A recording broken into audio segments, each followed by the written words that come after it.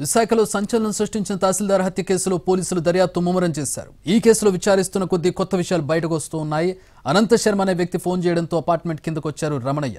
ఆయన వెళ్లిపోయాక 35 ఏళ్ల గుర్తు తెలియని వ్యక్తి వచ్చినట్టు తెలుస్తోంది. అంతకుముందు ఒక ఫైల్ను జాగ్రత్తగా ఉంచమని భార్యకి ఇచ్చినట్టు తెలుస్తోంది. ఆ ఫైల్ విషయంపై దుండగుడితో గొడవ జరిగి ఉండొచ్చని పోలీసులు భావిస్తున్నారు. రమణయ్య భార్య నుంచి పోలీసులు వాంగ్మూలం తీసుకున్నారు. రెక్కి నిర్వహించి ప్లాన్ ప్రకారమే హత్య చేసినట్టుగా పోలీసులు అనుమానం వ్యక్తం చేస్తున్నారు. వీధి చివర కదలికలు అప్డేట్ చేస్తూ దుండగుడికి సమాచారం ఇచ్చినట్టు తెలుస్తోంది.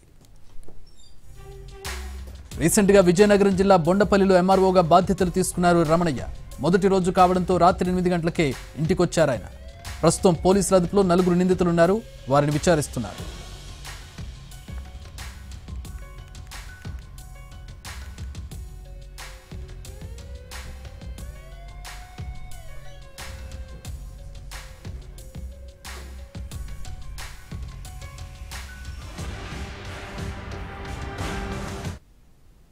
రమణయ్య హత్యకు సంబంధించి పూర్తి వివరాలు మా ప్రతినిధి చిరంజీవి అందిస్తారు. రమణయ్య మృతదేహానికి పోస్టుమార్టం పూర్తయింది. ప్రస్తుతం అతని మృతదేహాన్ని అంబులెన్స్ లో ఎక్కించుకుని సొంత ఊరైనటువంటి శ్రీకాకుళం జిల్లా నందిగాం మండలం దిమ్మలాడకు తరలిస్తున్నారు. ప్రస్తుతం మనం చూసుకోవచ్చు. ఓవైపు రెవెన్యూ అధికారులు, ఉద్యోగులు అంతా కూడా భారీ సంఖ్యలో విశాఖ కేజీహెచ్ మార్చికి హాజరయ్యారు. మరోవైపు చూసుకోవచ్చు, వీళ్ళంతా కూడా తీవ్ర విషాదంలో నెలకొన్నటువంటి పరిస్థితి మనకు కనిపిస్తుంది. ఎందుకంటే డ్యూటీలో చాలా నిక్కచ్చిగా ఉండేవాళ్ళు.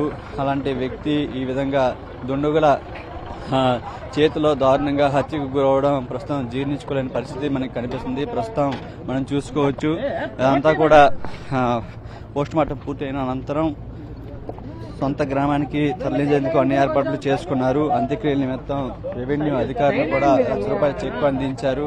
అయితే ఇదంతా కూడా మనం చూసుకోవచ్చు. ముఖ్యంగా ఈ ఘటనకు సంబంధించి ఎవరైతే నిందితులు ఉన్నారో వారిని అందరూ కూడా కఠినంగా శిక్షించాలని చెప్పి వీళ్ళంతా కూడా డిమాండ్ చేస్తున్న పరిస్థితి. మరోవైపు ఉద్యోగులు కూడా రక్షణ కల్పించాలని చెప్పి ప్రధానంగా డిమాండ్ చేస్తున్న పరిస్థితి మనకు కనిపిస్తుంది. ముఖ్యంగా దాడికి పాల్పడినటువంటి నిందితులను కఠినంగా శిక్షించాలని చెప్తున్నారు. మరోవైపు రెవెన్యూ అధికారులు, ఉద్యోగులు వీళ్ళంతా కూడా హాజరైన పరిస్థితి. అంబులెన్స్ ను నేరుగా సొంత ఊరైనటువంటి ఎవరైతే రమణయ్య సొంత ఊరైనటువంటి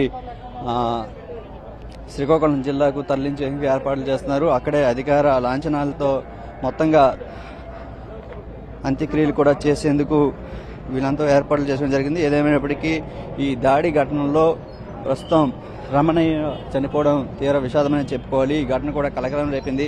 దీని మీద ఇప్పటికే రాష్ట్ర ప్రభుత్వం కూడా ఆగ్రహం వ్యక్తం చేస్తుంది.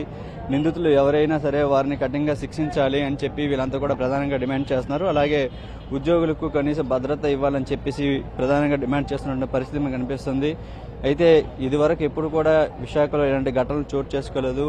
ఏవైనా భూతగాదాలు ఉంటే వాళ్ళకి మధ్య ఉండేవి, కానీ అధికారులను ఎవరు కూడా టచ్ చేయలేదు. కానీ మొదటిసారి ఈ విధంగా జరగడం ప్రస్తుతం కలకలం రేపుతుందని చెప్పుకోవాలి. భారీగా ప్రస్తుతం మనం చూసుకోవచ్చు, విశాఖ మార్చి వద్దకు బంధువులతో పాటు ఇటు విజయనగరం, విశాఖకు చెందినటువంటి రెవెన్యూ ఉద్యోగులంతా కూడా చేరుకున్నారు. వారంతా కూడా నివాళులు అర్పిస్తున్నటువంటి పరిస్థితి మనకు కనిపిస్తుంది. మనం చూసుకోవచ్చు. ఎందుకంటే ఉద్యోగంలో చాలా నిక్కచ్చిగా సిన్సియర్గా ఉండేటువంటి రమణయ్య దారుణంగా ఇలా హత్యకు గురవడం కూడా మనకి చాలా బాధాకరమని చెప్పుకోవాలి.